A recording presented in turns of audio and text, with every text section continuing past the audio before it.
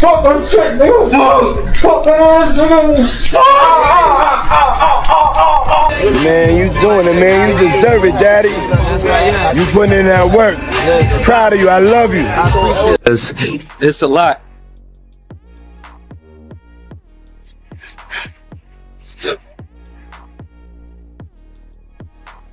According to rumors, Meek Mill performed a disappearing act that would have made David Copperfield proud. You might wonder why. He gave severe warnings that made Meek tremble, but that's not even half of it, sweetie. With their noses buried in this mess like truffles, the FBI is all over it. Meek allegedly departed the nation more quickly than you would imagine. Dreams and nightmares, it appears that he vanished, leaving everyone puzzled and wondering what is happening in the world now. The world is buzzing about this celebrity drama, and I know you're dying to know all the juicy facts. We're going to reveal all the juicy details, I promise. This is going to become messy soon. Meek Mills.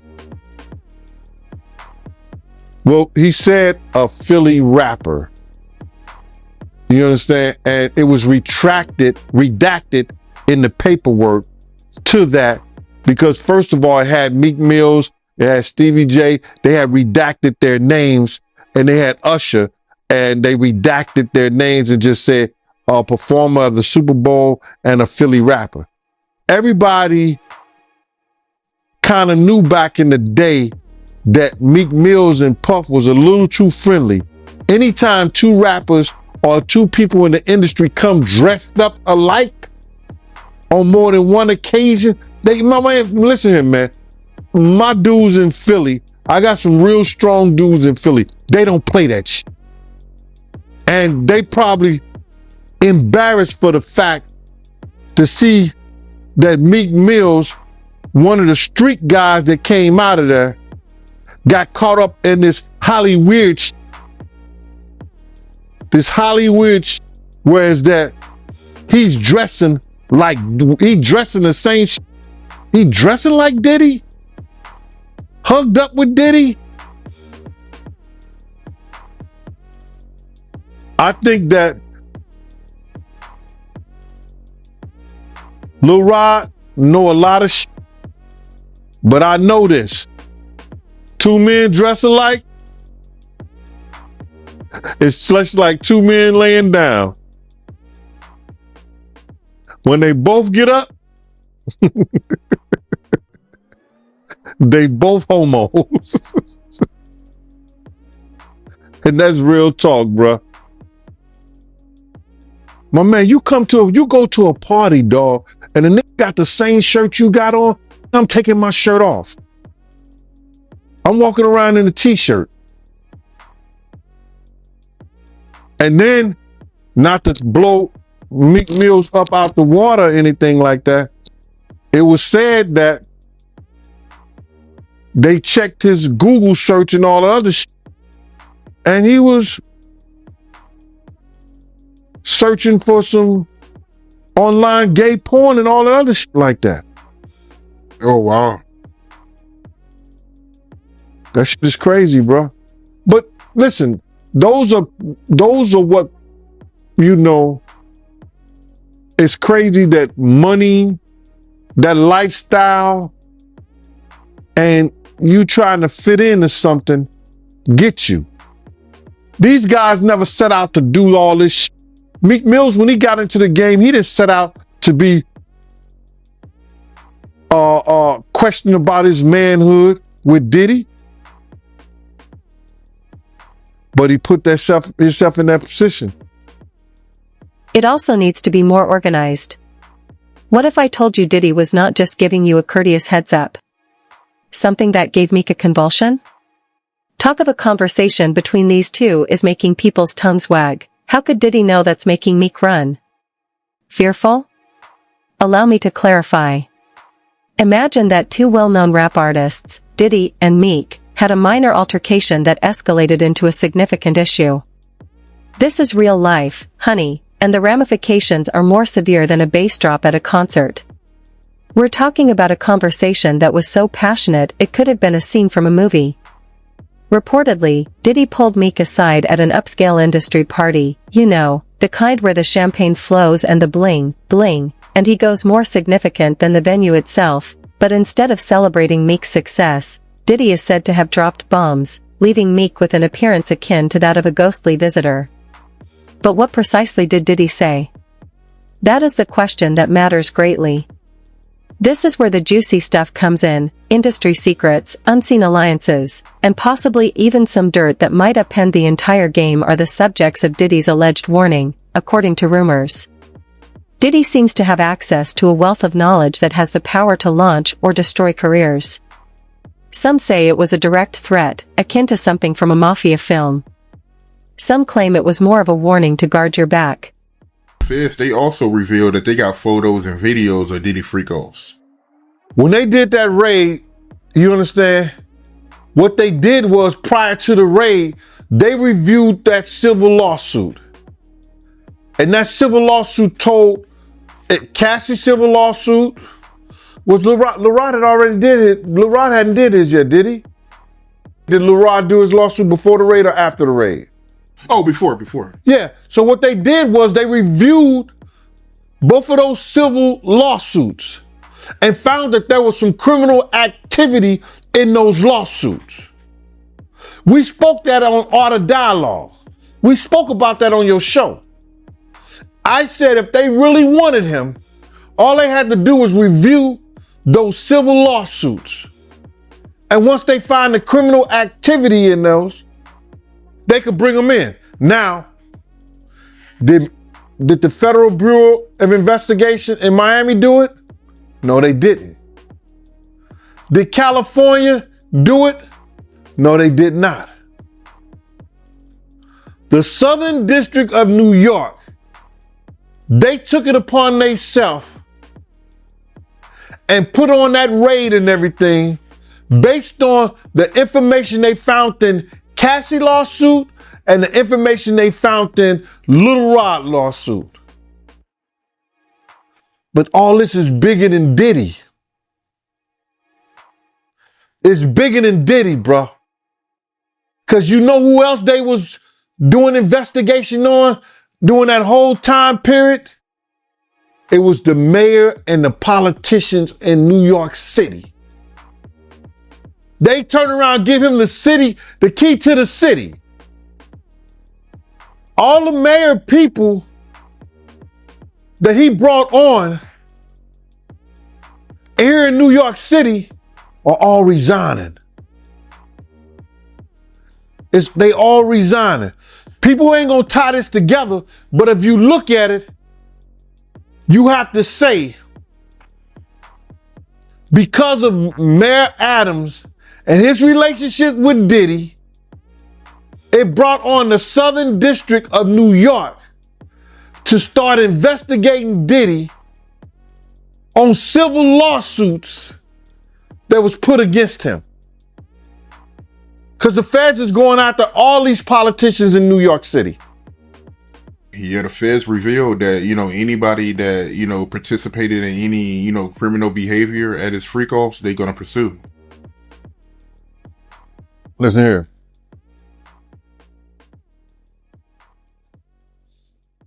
The mayor here take like 15 spoons of sugar in his coffee. So it's all a possibility. Do you think it's any celebrities on them tapes? Bro, he gave celebrity parties. You may ask yourself, why would Diddy even care about Meek like that healthy honey in this industry? I understand. Everyone is interconnected. You know where all the bodies are buried when you've been in the game as long as Diddy has. It's like 6 Ds of separation, except hip-hop style. Some insiders claim that Diddy's warning was a pivotal action using metaphors. As for these moguls, they constantly play chess while everyone else plays checkers. Maybe Diddy is trying to remind everyone in charge of things behind the scenes and establish his authority, or perhaps he's trying to protect Meek from something even more significant that's going to come.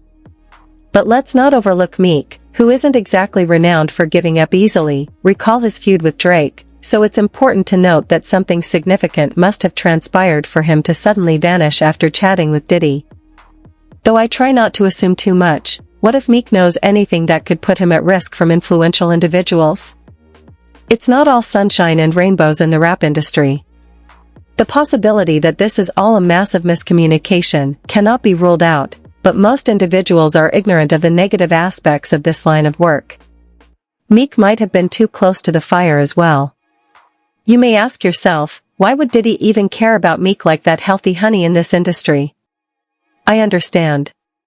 Everyone is interconnected. You know where all the bodies are buried when you've been in the game as long as Diddy has. It's like 6 Ds of separation, except hip-hop style. Some insiders claim that Diddy's warning was a pivotal action using metaphors. As for these moguls, they constantly play chess while everyone else plays checkers. Maybe Diddy is trying to remind everyone in charge of things behind the scenes and establish his authority, or perhaps he's trying to protect Meek from something even more significant that's going to come. But let's not overlook Meek, who isn't exactly renowned for giving up easily. Recall his feud with Drake, so it's important to note that something significant must have transpired for him to suddenly vanish after chatting with Diddy. Though I try not to assume too much, what if Meek knows anything that could put him at risk from influential individuals? It's not all sunshine and rainbows in the rap industry. The possibility that this is all a massive miscommunication cannot be ruled out, but most individuals are ignorant of the negative aspects of this line of work. Meek might have been too close to the fire as well. Maybe Diddy was giving Meek some doubt advice, which is why he took the impromptu trip, but let's be honest, has anything in this industry ever been that simple? You know, I think they're not telling the whole truth, is that because of the situation in Miami and the situation in California, and they closed the clubs like 2 a.m., 3 a.m. and something like that, that Justin and Christian was bringing big vans of girls and people back to the mansion and giving parties and stuff like that. And a lot of those stuff were their parties. A lot of that shit was their parties. They wasn't always Puff parties. It was his son's parties. Good point. They said some of these freak-offs will last for days. That's where they're gonna get him on the sex trafficking thing. Especially like if he was traveling and doing it. That's where the sex trafficking come at.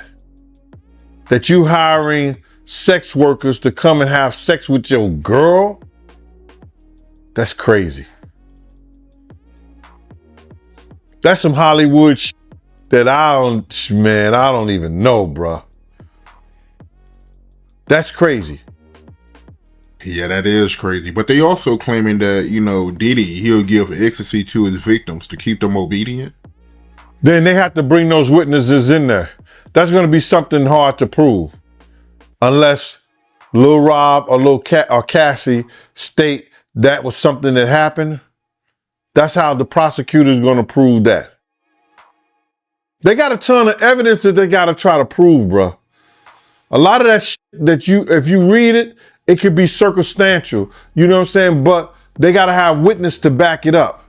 You just can't say that happened based on somebody lawsuit and what the words that they're saying. They have to have witnesses in there. And I think Puff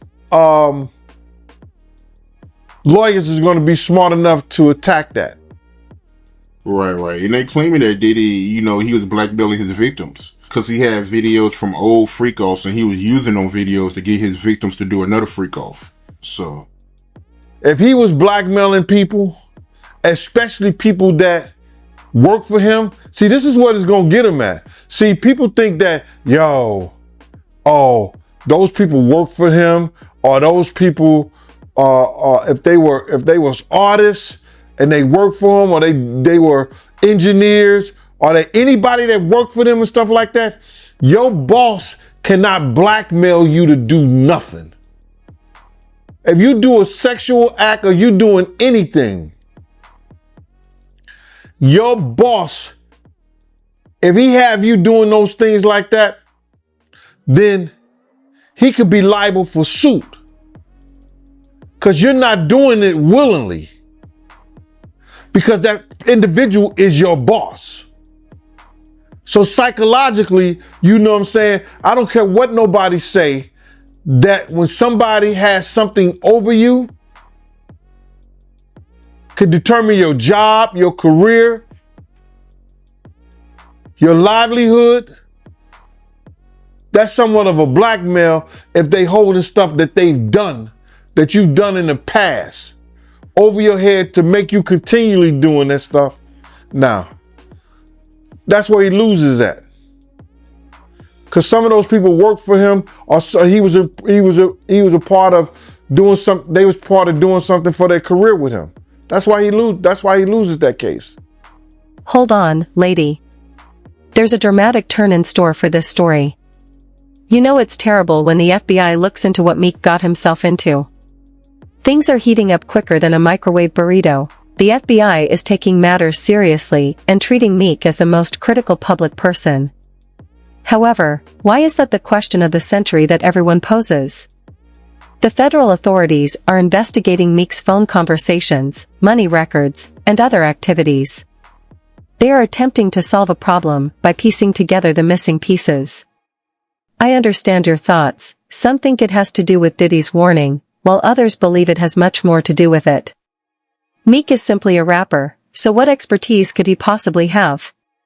However, as they say in this business, knowledge is power, so if Meek possesses the information that the FBI is looking into, you can assume substantial money laundering is at play. According to insiders, rappers adore showing off their enormous bank accounts on Instagram, and the authorities might be wondering if Meek has been combining his legal rap money with less legal cash.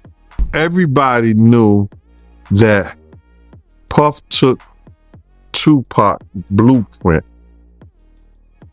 and changed Biggs and Bad Boy in image. I Get Around talked about how fly you was, how many girls you mess with, how many cars you drive, how much money you got, what you willing to do. He took his image. Pac was the first one on the scene wearing Versace shirts.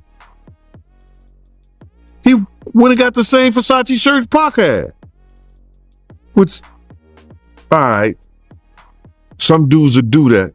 You would never catch me wearing something else, something that somebody else got.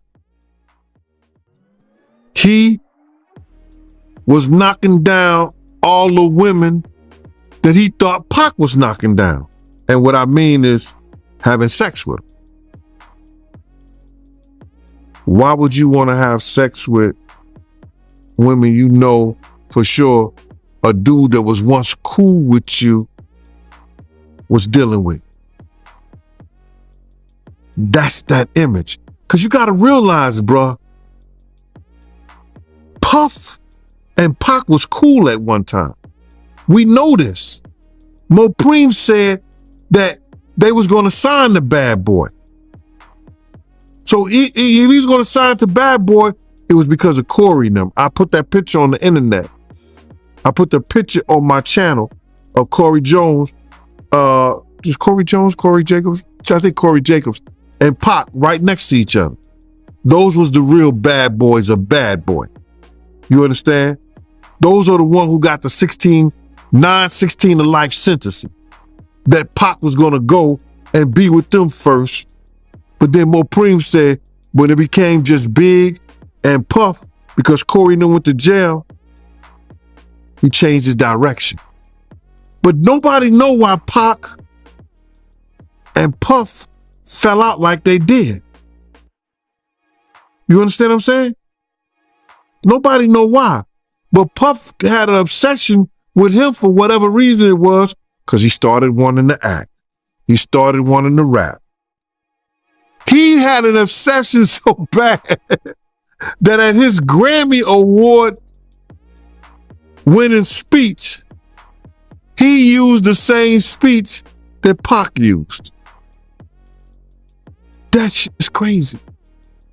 So when I say I'm obsessed with talking about Puff and telling y'all the truth, telling y'all the truth. Who was obsessed with who? Pac had Sarah before Puff.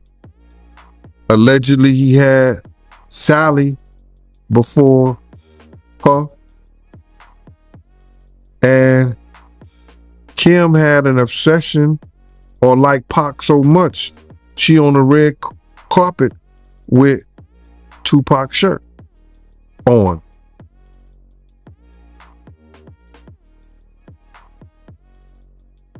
Who's obsessed with who? So you believe Diddy, he only got with Sarah Chapman because Pac, he had her at one point. And it was a bet in the office. Sarah was messing with an NBA basketball player.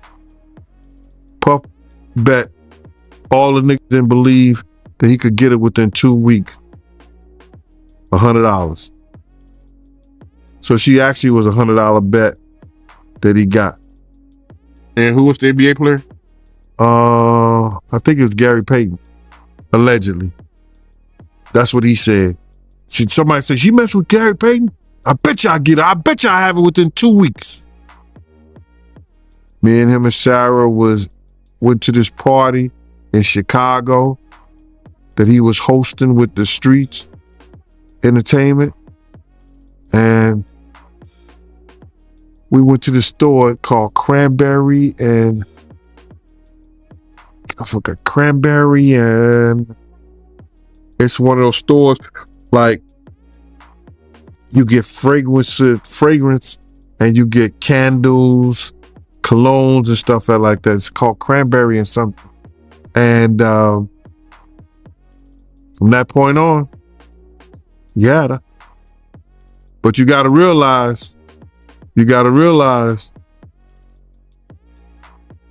Misa and Kim was friends. Misa and Kim was friends. He started dealing with Kim over Misa. Kim and Sarah was friends. I mean, hand to hand, pots and pans. They was close. They all used to, Sarah, Kim, and this other girl, I think she was from Atlanta. What's her name?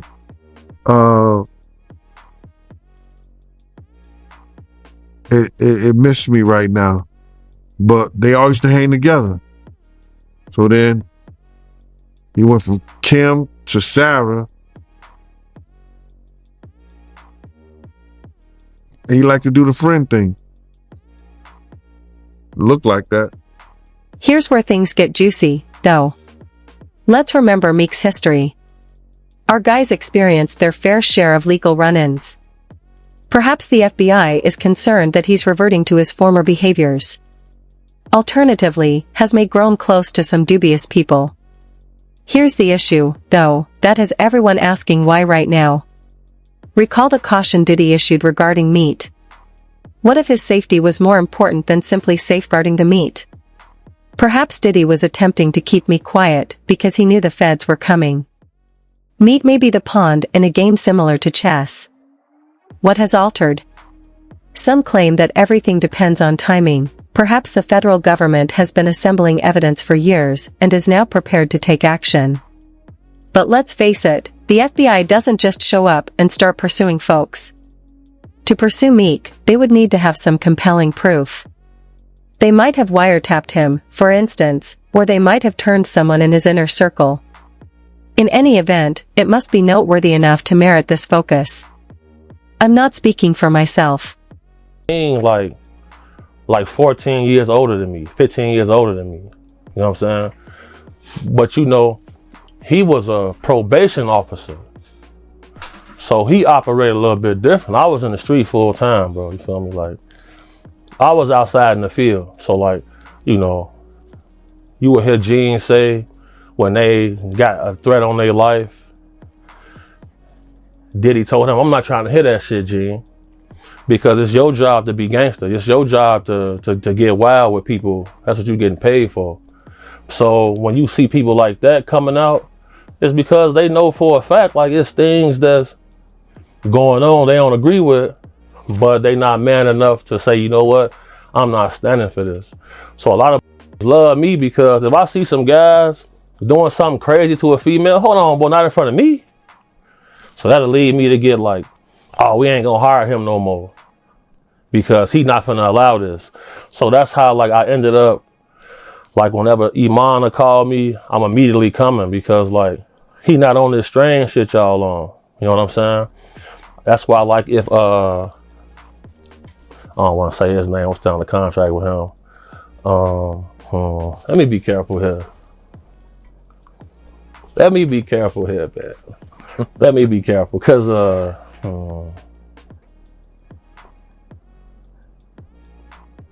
that stuff about Diddy real, bro. What do you think about the Meek Mill accusations? Okay. Now, you know, I used to bodyguard Rocky Fresh, who was signed to Rose. Yep. All right. Now, Meek said he wouldn't do a song with Rocky because Rocky wasn't street. Right. So, little things that take place and people will expect certain things out of him. But now with some of this stuff's coming out, if you look at his body of work, it's been strange things in his history. So then, you know, you go on his Twitter page, you click on his likes, bro. You see things that he's liking. That's questionable. Would you come up in here with a matching shirt with me? Hell no. Hell no. Ace, would you pop out with a matching shirt with me, bro? Styles, put that on something. You gonna pop out with? No, boy, it's not going like that, bro. Would you let me call you daddy? Hell no. No, bro.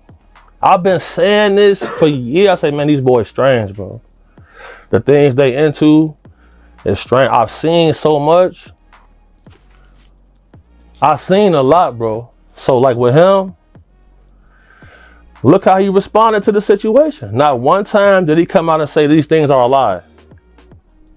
Did you see that? Yep. He didn't say that. He didn't deny it. No, he didn't deny nothing. Because if he deny it, what's finna come out?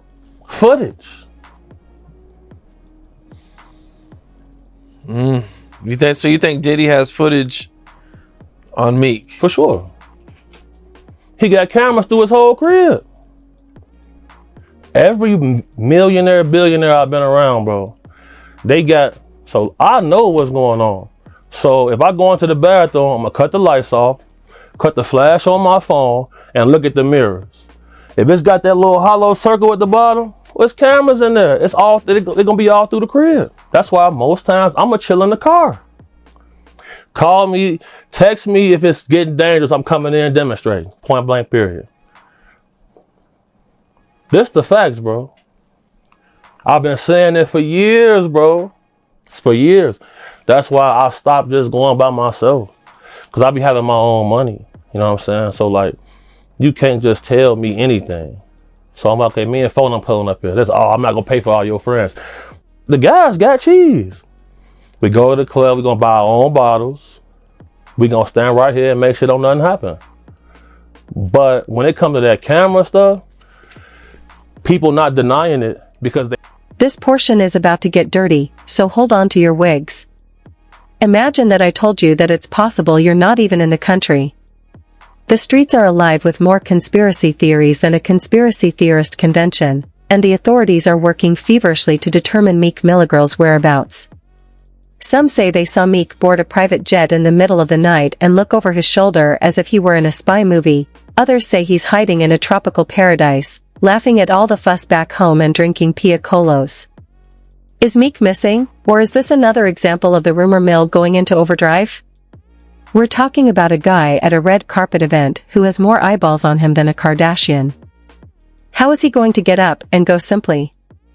Insiders claim, without a trace, that Meeks is out of the FBI's grasp and staying hidden at an opulent home in Dubai.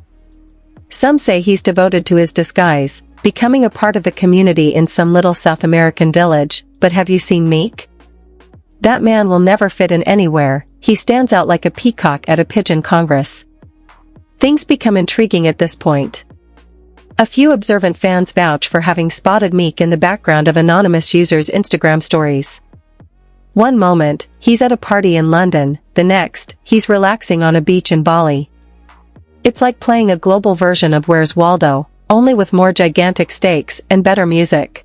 And listen to me, bro. I was having a conversation with somebody, and they were saying the feds are so deep and involved in this that Diddy just might be called up on that Tupac shit once they go through the money trail. Once they go through the money trail and find out why certain people was given certain positions, that it may be a problem. Because they're going to look at all that. Anything they can bring up, they're going to bring it up. Wow. So you think it's possible that they might pit Pac murder on Diddy? Yeah. That's why that tape of Cassie was released.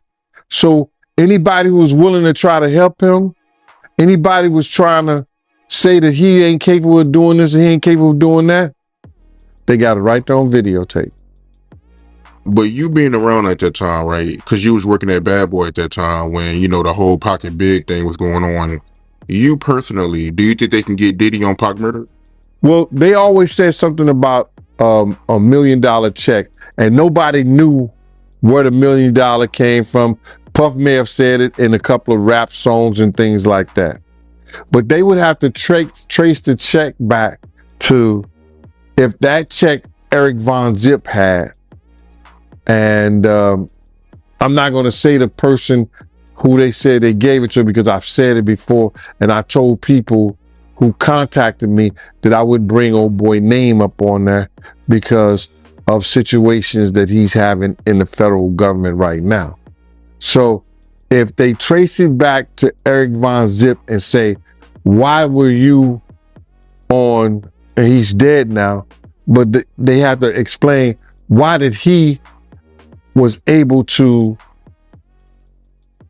get some publishing money or some kind of deal off the sale of Black Ground Records, and they put him as Tank manager or Tank something for Tank, this, that, and the third. Why did they do that? Yeah, I got you. And when you say check, right, just to get some clarity for the people that don't know what you're talking about, you talking about the $1 million check, right, that they put on Tupac to get him killed, the hit? Yeah. Yeah, what I'm talking about is that if Puff has said on a couple of records that he'll pay $1 million to, you know, but he was just talking to people randomly. So now everybody said that, and Keefy D said that Puff told them that he'll give them $1 million. Now, do we believe that? I don't know. I don't think so. I don't. Because it was situations whereas that it could have got done by certain people that was around them, but it didn't happen. So when Zip came up with the check for $1 million, he said it was from Black Ground Records. And he said that who he got that money from. So now, if that's true, then the feds would have to go in and do a money trace on where did that check come from. And then they're going to say, why? Why was that check given to Eric Von Zip or Eric Zip Martin or Eric Martin? Why did that check was given to him? And saying that he had something to do with Tank. And he sold the company, which wasn't all his company anyway, for $1 million. However, remember that Meek's legal team can make the Supreme Court appear like a high school debating club. If he's on the run, they will put much effort to keep him out of danger. However, some contend that Meek is not fleeing and that this entire performance is merely a PR ploy for his next album. Nothing generates more talk than leaving everyone wondering where you're wrong. A source close to Meek's camp, and by near, I mean closer than your jeans after Thanksgiving dinner, swears emphatically that Meek is still in the United States and that he has been moving from city to city, lodging with different friends and family while always remaining one step ahead of the feds. I'm not saying that I trust everything I read or hear, but according to this source, it's like the best kind of hide and seek where the prize is a platinum record.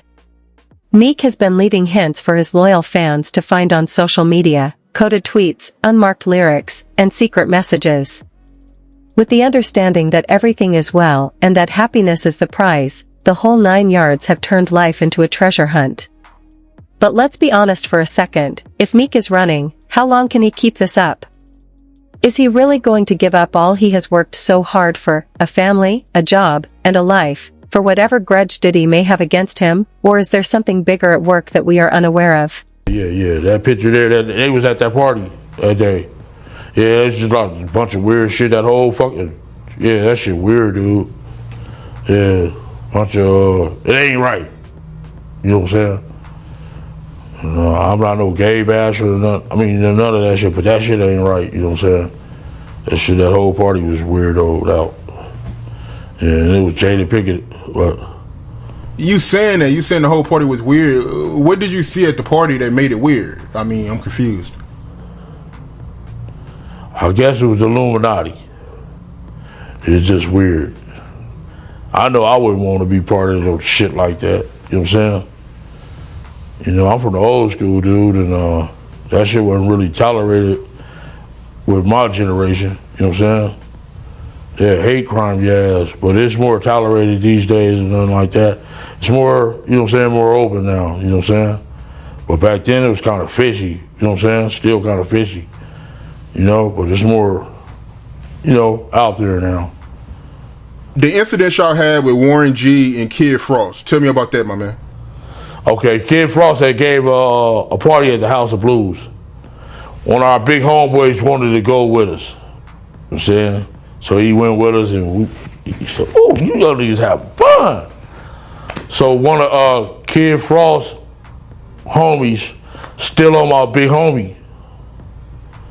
But he didn't know that he was around, it was maybe about 20 of us. So the dude that socked my big homie, we beat the dog shit out of him. So my big homie, he came too. He like, "That's the motherfucker?" We like, "Yeah." And it was 2 security guards had him. Had the dude that we beat up from Kid Frost's entourage.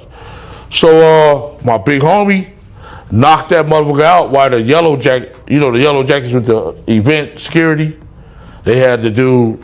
So my homie still knocked him out. Boom! So the dude with the yellow jacket was talking shit. "Man, what the fuck is wrong with him?" My homeboy knocked out him too. Bam! Like, whoa. So the other one like, "Man, he got back." Little Jamaican dude come up talking shit. "Man, you going crazy?" My homeboy socked him too. So we went down to get our car from valet. And it was the dude, "It's LBC." And he like, "What the fuck is that?" And he said, "It's Long Beach City Crip." So my homeboy knew this dude was an imposter. If you from Long Beach, you gonna say Rolling 20s or Insane. You know what I'm saying? You know what I'm saying? You know, real block boy. You know what I'm saying? 19th Street. You gonna say something. A real Crip said, "This nigga say he from Long Beach City Crip."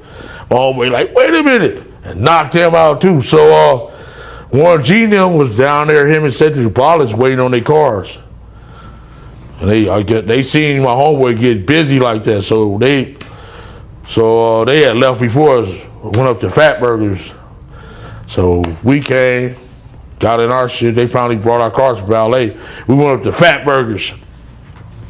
And Warren G and Cedric Wallace was up there already, you know, eating their shit and shit. So we came in there. The big homie like, "Hey, motherfucker." He pointed at Cedric Wallace like, "Man, you been dumping us for years, mother. I'm losing all my motherfucking money betting on your motherfucking ass." So Warren G was right there. He like, My homie like, man, that's a nice ass watch. So he like, man, let me try that on. You know what I'm saying? So by then, my homeboy, somebody got my homeboy attention, and he turned his head. Shit, Cedric Sabalas and what's his name was in the, he was in the ragtop 500 Benz. This motherfucker like jumped off. I mean, he drove up off the motherfucker. He didn't even pay attention to the curve. He jumped off of the curve instead of using the, the driveway. That shit was funny as mother. My homeboy like, damn, he almost bust his whole fucking engine block. Yeah, that shit was funny as a motherfucker. Like, damn. Yeah. Girl, let's dissect this Meek Mill controversy. It's hotter than pavement in June. After Diddy alerts Meek, the FBI starts pursuing him like a pack of hounds. Suddenly, our friend Meek is no longer with us. The street rumors state that Meek is evading the authorities, roaming the globe, and engaging in a risky game of hide and seek. But are they telling the truth, or are they con artists? Some say he's in the United States, dropping hints for his devoted fans, while others think he drinks in Dubai. Nothing in hip-hop is ever simple, that much is certain. We're all curious about what happens next, because this story has more layers than a wedding cake. This tea will undoubtedly continue to spill, so keep an eye out.